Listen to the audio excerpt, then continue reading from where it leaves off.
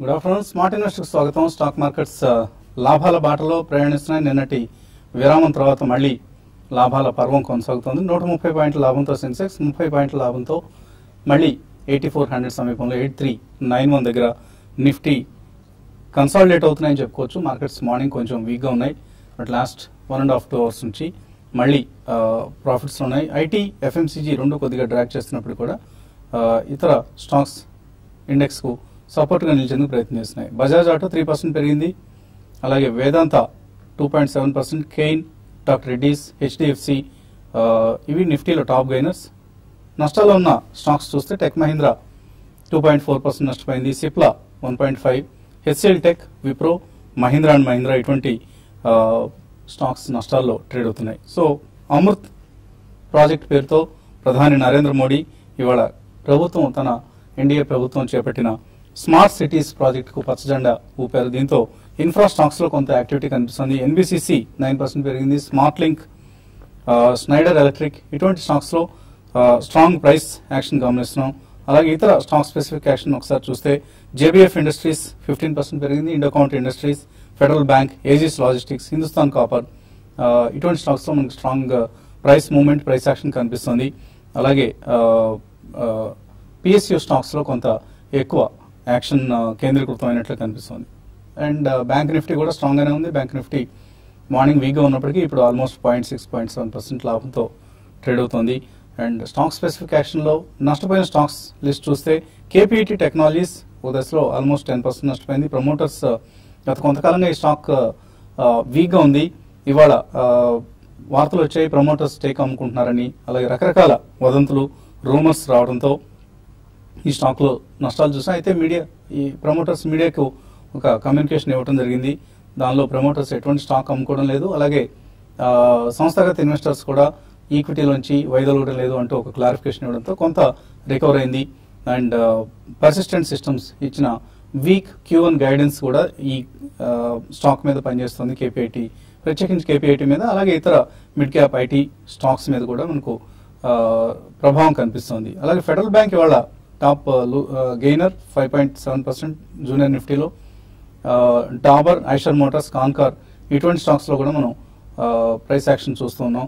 అలాగే నష్టపోయిన mid cap stocks లో శ్రీరామ్ ట్రాన్స్పోర్ట్ ఫైనాన్స్ 4% నష్టపోయింది, McDowell, Titan, SAIL, oil India, UBL ఇటువంటి స్టాక్స్ లో నష్టాలు కనిపిస్తున్నాయి. ఆల్ ఇన్ ఆల్ ఒక ఎక్స్పైరీ సంబంధిత ట్రేడింగ్ ఎక్కువ కనిపిస్తుంది. ఆయా కౌంటర్స్ లో ఎక్స్పైరీ సంబంధిత సర్దుబాట్లు కనిపిస్తూ ఉన్నాయి. రోలోవర్స్ నిఫ్టీ, బ్యాంక్ నిఫ్టీలో పుంజుకున్నాయి. జూలై సిరీస్ కి కొంత నిన్నటి వరకు కూడా వీక్ గా ఉన్న రోలోవర్స్ పరిస్థితి ఇవాళ బెటర్ గా కనిపిస్తోంది. ఇది స్థూలంగా మార్కెట్స్ పరిస్థితి. ఇక మార్కెట్స్ పరిస్థితి గురించి మాట్లాడేందుకు అనలిస్ట్ మనతో సిద్ధంగా ఉన్నారు. సో ఎక్స్పైరీ సమీపిస్తున్న కొద్దీ కొంత మార్కెట్ లో వోల్టైలిటీ పెరిగింది. ప్రాఫిట్స్ లో ట్రేడ్ అవుతున్నాయి ఆల్ కీ ఇండిసెస్ అని కూడా. సో ఇది జూలైకి సంబంధించి నెలకొన్న ఆప్టిమిజం గా మనం అనుకోవచ్చా, లేదా ఓన్లీ ఎక్స్పైరీ రిలేటెడ్ మూవ్మెంట్స్ ఏనా? ఎక్స్పైరీ రిలేటెడ్ అంటే ఎక్కువ షార్ట్స్ అయితే లేవండి, షార్ట్ కవరింగ్స్ అవి అయిపోయినాయి. ప్రాబ్లమ్ కొద్దిగా రోలోవర్స్ జరుగుతున్నట్టే కనిపిస్తున్నాయి. ఎందుకంటే ఈ రోజు పొద్దున కొంచెం వీక్నెస్ కనిపించినా డెఫినెట్లీ దాని తర్వాత మార్కెట్స్ పుంజుకున్నాయి. రెండు సెన్సెక్స్, నిఫ్టీ రెండు కూడా రీజనబుల్లీ స్ట్రాంగ్ గా ట్రేడ్ అవుతున్నాయి. కాబట్టి బయింగ్ జరుగుతుందనే చెప్పొచ్చండి. It's not purely based out of short covering. కాబట్టి జూలైలో కూడా మనకి నెక్స్ట్ మంత్ అట్లీస్ట్ 10th నుంచి రిజల్ట్స్ మొదలవుతాయి. కాబట్టి now the action will be more completely results related action మనం చూస్తామండి. So it can B sector specific are even stock specific. So ఈ కారణం మూలన వాల్యూ బేస్డ్ బయింగ్ అనేది ఎంత మనకి లాస్ట్ 5 to 7 days లో కనిపించిన నెక్స్ట్ 10 days లో కొద్దిగా యాక్టివిటీ లెవెల్స్ కొద్దిగా మందగించే అవకాశం ఉందండి. I think they will be bit of consolidation in the next 10 days. తర్వాత ఎట్లయితే మనకి రిజల్ట్స్ వెలువడి అవుతాయో I think especially automobiles, banks ఇవన్నీ కూడా I think they will be definitely in buying mode అండి. ఐటీ కంపెనీస్ కొంచెం మళ్ళీ మనకి 64.5 నుంచి 63.5 దాకా రూపీ రియాక్ట్ అయింది. కాబట్టి కొంచెం mid cap and small cap IT companies లో మనం భారీగా సెల్లింగ్ చూస్తున్నాం.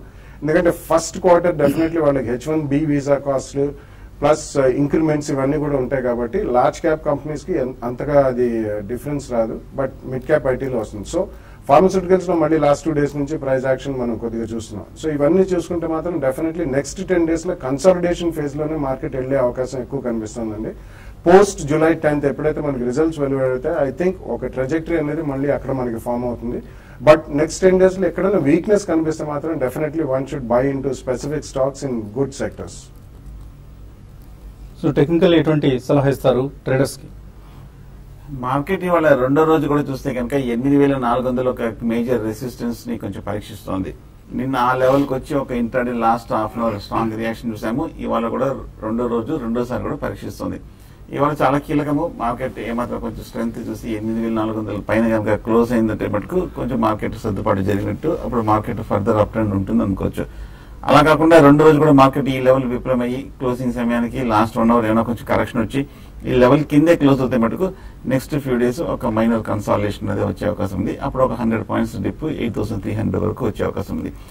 అలాగే బ్యాంక్ నిఫ్టీ కూడా మనం చూస్తున్నాము 18,500 దగ్గర నిన్న కరెక్ట్గా రెసిస్టెన్స్ వచ్చింది. ఇవాళ కూడా కరెక్ట్గా లెవెల్ దగ్గర బాగా చాలా సేపు నుంచి అక్కడే కొంచెం ఊహిసలాడుతుంది.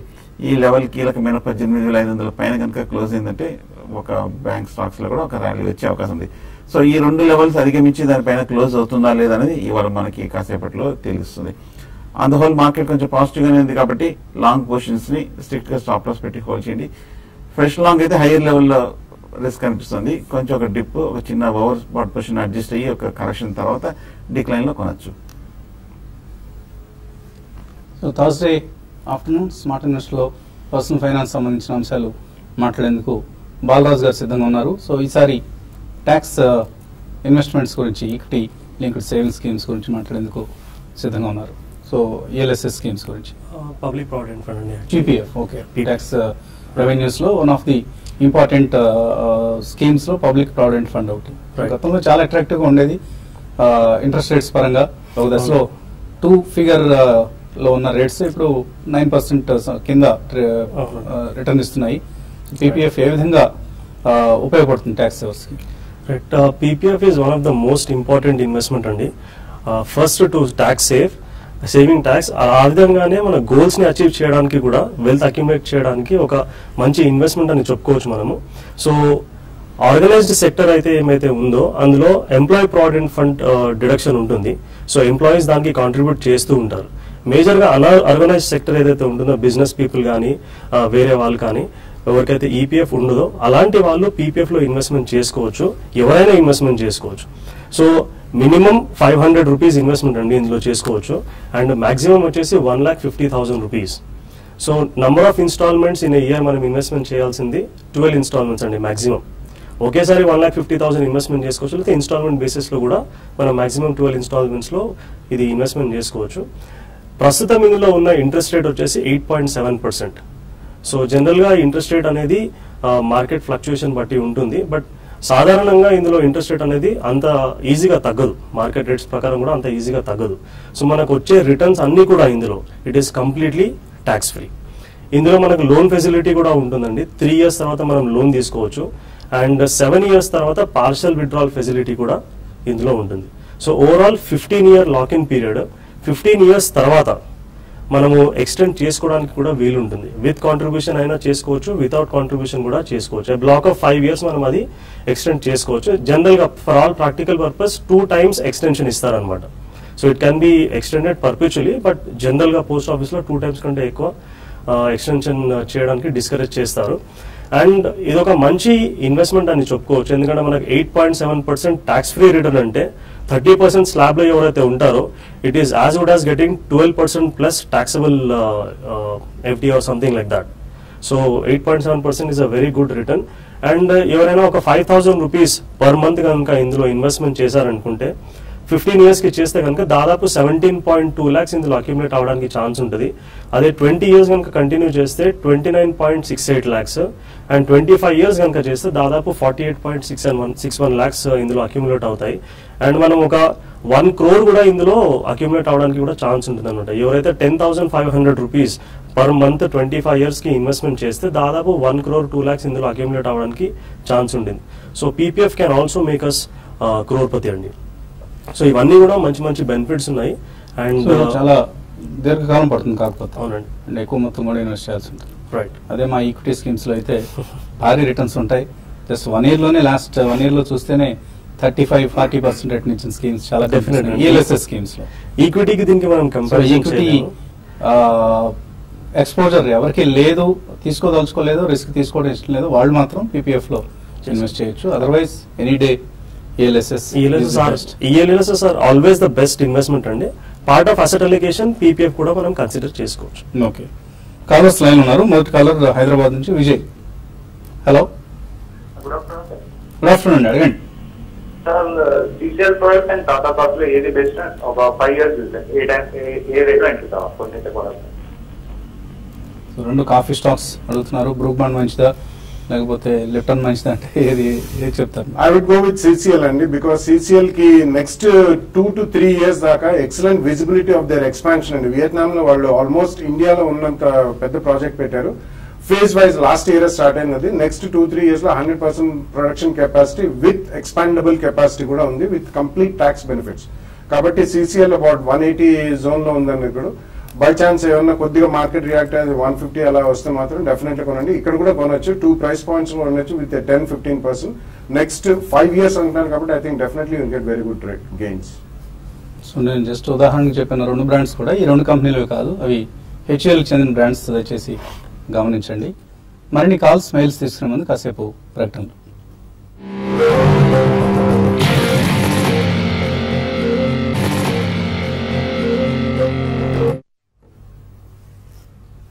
స్మార్ట్ ఇన్వెస్టర్ తిరిగి స్వాగతం. స్టాక్ మార్కెట్స్ లో లాభాలతో కూడిన ట్రేడింగ్ చూస్తున్నాం మనం. బ్యాంక్ నిఫ్టీ అనూహ్యంగా పుంజుకుంది. ఆల్మోస్ట్ 146 పాయింట్స్ లాభంతో ట్రేడ్ అవుతుంది. Led by of course public sector banks including state bank of India.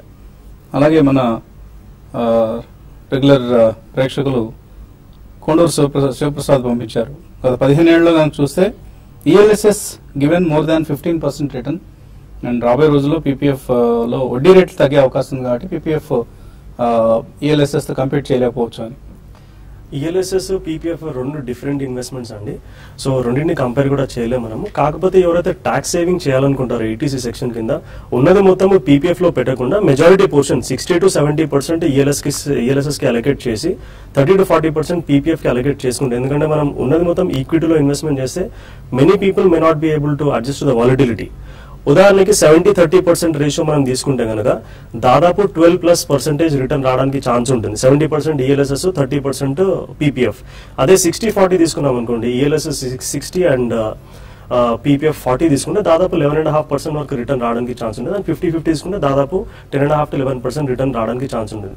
So PPF లో ఇన్వెస్ట్మెంట్ చేసుకోవాలి, ELSS లో కూడా ఇన్వెస్ట్మెంట్ చేసుకోవాలి. ముఖ్యంగా ఎవరైతే యంగ్ ఉంటారో వాళ్ళు even they can go up to 80% in ELSS.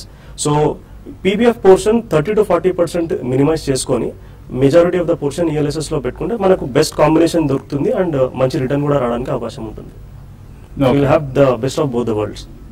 తర్వాత కాలర్ లైన్ ఉన్నారు. మధుసూదన్ రెడ్డి మిర్యాలగూడ నుంచి. హలో. అవునండి. అడగండి Madhusudan.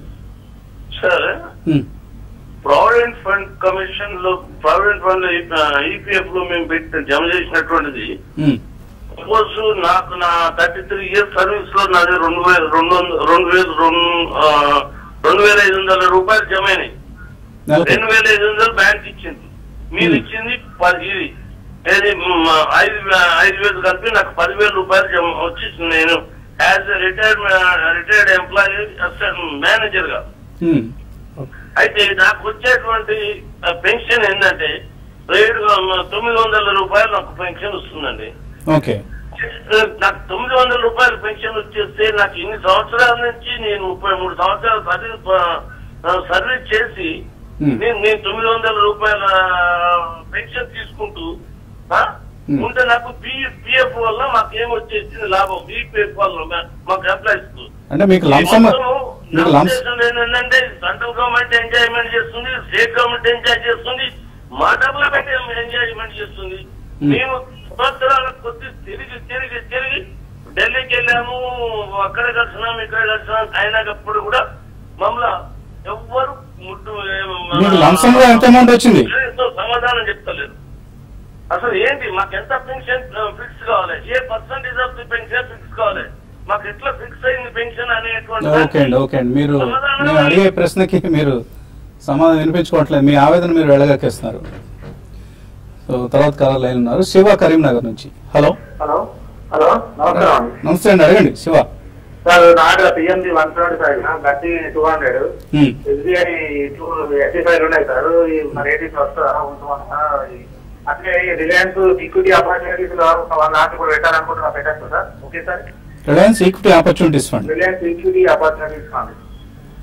Okay. Reliance equity opportunities fund mid cap based fund అండి, ఇన్వెస్ట్మెంట్ చేసుకోవచ్చు, బాగానే పర్ఫార్మెన్స్ ఉంది దాన్ని. సో తప్పకుండా ఇన్వెస్ట్ చేయండి రిలయన్స్ ఈక్విటీ ఆపర్చునిటీస్ లో. పిఎన్బి, గతి, ఎస్బీఐ హై ప్రైస్ లో తీసుకున్నారు. హై ప్రైస్ లో తీసుకున్నారు. లాస్ట్ 1 month గా చూస్తే కనుక ఈ 3 స్టాక్స్ లో బాగా కరెక్షన్ కూడా రావడం జరిగింది. కాకపోతే పిఎన్బి, గతి అండ్ ఎస్బీఐ చూస్తే కనుక కొంచెం మేజర్ బాటమ్ దగ్గర ఉంది, మేజర్ సపోర్ట్ దగ్గర ఉంది. లాస్ట్ 1 year గా చూస్తే కనుక ఈ లెవెల్లో కొంచెం లాంగ్ టర్మ్ సపోర్ట్ కూడా ఏర్పడింది. ఇక్కడ నుంచి కొంచెం రికవరీ వచ్చే అవకాశం ఉంది. కాకపోతే మార్కెట్ కొంచెం బాగా బులిష్ గా సస్టైన్ అప్ అండ్ ఉందంటే కనుక 6 months ఉందంటే కనుక ఈ ప్రైస్ వచ్చే అవకాశం ఉంది. ప్రస్తుతం అయితే 3 కొంచెం ఫ్రంట్ లైన్ స్టాక్స్ కాబట్టి హోల్డ్ చేయండి. సికింద్రాబాద్ నుంచి సంధ్య లైన్ లో ఉన్నారు. హలో.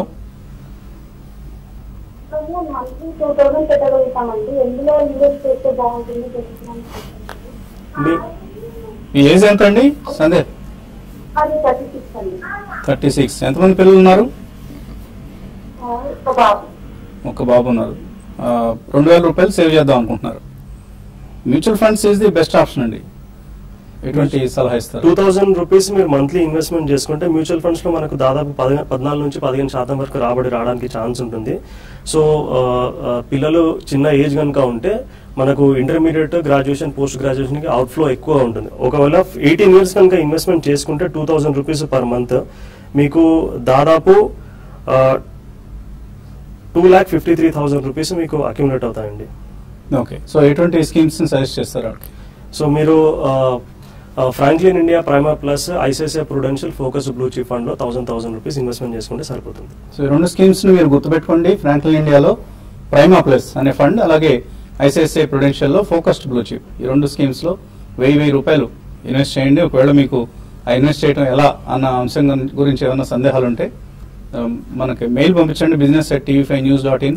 దాన్ని బాలరాజు గారికి ఫార్వర్డ్ చేస్తాం. చిన్న కరెక్షన్ అండి, 2000 rupees per month 18 years investment చేస్తే దాదాపు 16,41,000 రూపీస్ అక్యుములేట్ అవుతుంది. Oh, so beautiful amount. Yes sir. అప్పటికి ఒకవేళ ఇన్ఫ్లేషన్ మనం కన్సిడర్ చేసినా కూడా still it's a decent return. తప్పనిసరిగా ఇన్వెస్ట్ చేయండి. మంచి ఆలోచన చేస్తున్నారు మీరు. కొండ 786 అన్న పేరుతో వచ్చింది. 10 సంవత్సరాల పాటు అమరావతి నుంచి రాస్తున్నారు. ఆంధ్రలో రాజధాని. ఎస్ఐపి చేస్తారట 3,000 రూపాయలు. బెస్ట్ మ్యూచువల్ ఫండ్స్ ను సజెస్ట్ చేయమంటున్నారు. అలాగే KP80 110 రూపాయలు ఉన్నాయి. హోల్డ్ ఆర్ ఎగ్జిట్ అని కూడా అడుగుతున్నారు. సో ఇప్పుడు మీరు చెప్పిన 2 స్కీమ్స్ లో చేయమంటారా? Franklin India Prima Plus and ICICI Prudential లో focused blue chip and Birla Sun Life MNC fund.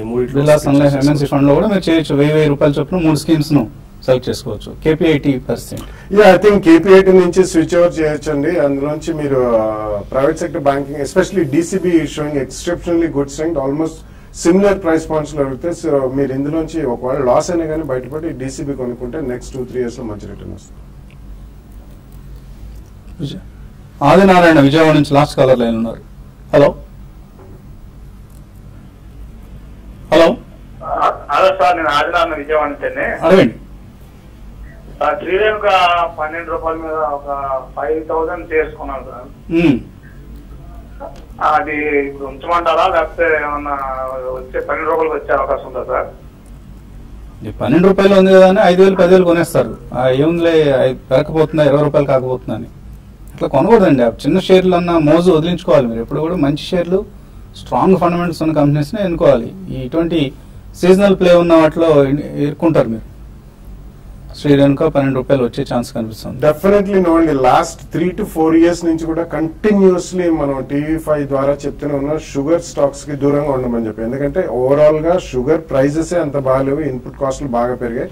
ఇప్పటికి కూడా మీరు డెఫినెట్లీ ఐ థింక్ మీరు బయటకు వచ్చేయడం బెటర్ అండి. లాస్ అయినా కానీ బయటకు వచ్చేసి మంచి స్టాక్స్ NBFCs కానీ private sector banks or even public sector banks right now SBI, Sun Pharma ఇటువంటి కొద్దిగా ఎన్ని వస్తే అన్ని డివైడ్ చేసి 3-4 కౌంటర్స్ లో కొనుక్కోండి.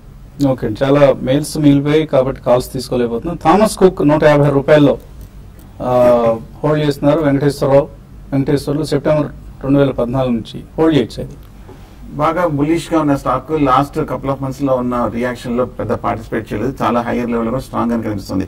హోల్డ్ చేయండి, మంచి ప్రాఫిట్ లో కూడా ఉన్నారు. కొంచెం షార్ట్ టర్మ్ లో కనుక 250-55 లో రెసిస్టెన్స్ ఉంది. మధుకర్ అడుగుతున్నారు కేఈసీ ఇంటర్నేషనల్, నిర్లాన్ ఈ రెండు హోల్డ్ చేస్తున్నారు, ఎవరేజ్ చేసుకోవచ్చు ఇక్కడ?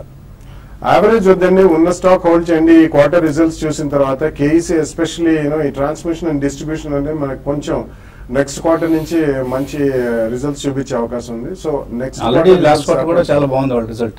బట్ కేఈసీ ఉన్న వాటిలో బెటర్ అండి TND లో. Hold చేయండి. నిర్లాన్ మాత్రం ఇట్స్ న్యూస్ బేస్డ్ కౌంటర్, కొంచెం అందులో ప్రాఫిట్స్ వస్తే మాత్రం 10-12% మీరు బుక్ చేయండి.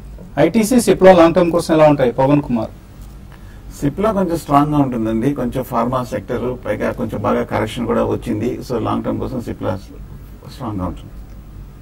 చంద్రు అడుగుతున్నారు NCC or Granules short term కోసం తీసుకోవచ్చా? ఎన్సీసీ తీసుకొచ్చండి, స్ట్రాంగ్ కరెక్షన్ తర్వాత ఇప్పుడే కొంచెం రికవరీ రావడం జరిగింది. పెద్ద డౌన్ సైడ్ రిస్క్ లేదనిపిస్తుంది. 75 రూపీస్ దగ్గర తీసుకోవచ్చు. గ్రాన్యూల్స్ కూడా బులిష్ గానే, కాకపోతే కొంచెం రన్అప్ వచ్చింది స్టాక్ ఈ మధ్య. లోకేష్ వైజాగ్ నుంచి జిఎంఆర్ ఇన్ఫ్రా 14 రూపాయలకు ఉన్నారు. ఫండమెంటల్స్ ఎలా ఉన్నాయి? ఫండమెంటల్స్ కంటే అప్పులు ఎక్కువగా కనిపిస్తున్నాయండి, అందుకంటే ఎక్కువగా మనం వివరించాల్సిన అవసరం లేదు. Adani CCL products short term కోసం తీసుకోవచ్చా? దుర్గా అడుగుతున్నారు. అదాని మటుకు కొంచెం అవాయిడ్ చేయడం మంచిదండి. CCL కొంచెం స్టేబుల్ గా సైడ్ వేస్ట్ లో కనిపిస్తుంది. చుక్కపల్లి శేషగిరిరావు అడుగుతున్నారు, వాళ్ళ అమ్మాయి సాఫ్ట్వేర్ ఇంజనీర్ గా పనిచేస్తుంది. పెన్షన్ ఫండ్ లో 50,000 సేవ్ చేస్తే ATCCD కింద ట్యాక్స్ మినహాయింపు వస్తుందా అన్నది ఒక ప్రశ్న. అలాగే ELSS లో ఇప్పటికి 50,000 రూపాయలు ఇన్వెస్ట్ చేశారు. EPF లో 60,000, PPF లో 10,000, LIC 31,000 చేస్తున్నారు. ఎలా మనకు రీసెంట్ బడ్జెట్ లో మనకు ఎన్పిఎస్ లో ఎవరైతే అడిషనల్ గా 50,000 రూపీస్ ఇన్వెస్ట్మెంట్ చేస్తారో ఏటీసీ కింద మనకు 1.85 lakhs ఓవరాల్ లిమిట్ ఉంది. ప్లస్ అడిషనల్ 50,000 రూపీస్ కనుక ఎన్పిఎస్ లో చేస్తే ఖచ్చితంగా మనకు ట్యాక్స్ బెనిఫిట్ అనేది వస్తుంది. So over and above 1.5 lakhs 50,000 additional benefit వస్తుందండి. సో కంటిన్యూ చేయమంటారు ATCCD ఇన్వెస్ట్మెంట్ ని పెన్షన్ ఫండ్ ఇన్వెస్ట్మెంట్ చేయొచ్చు. కాకపోతే ఇప్పుడు 50,000 ఇన్వెస్ట్మెంట్ చేసినప్పుడు ట్యాక్స్ బెనిఫిట్ ఖచ్చితంగా వస్తుంది. కనుక మనకు ఎన్పిఎస్ లో టాక్సబిలిటీ యాంగిల్ ఉందండి. మనకు withdrawal proceeds are taxable. So అదొకటి మనం గమనించాలి, ఎందుకంటే అప్పుడు ట్యాక్స్ పడ్డప్పుడు చాలా హ్యూజ్ అమౌంట్ లో ట్యాక్స్ పడుతుంది.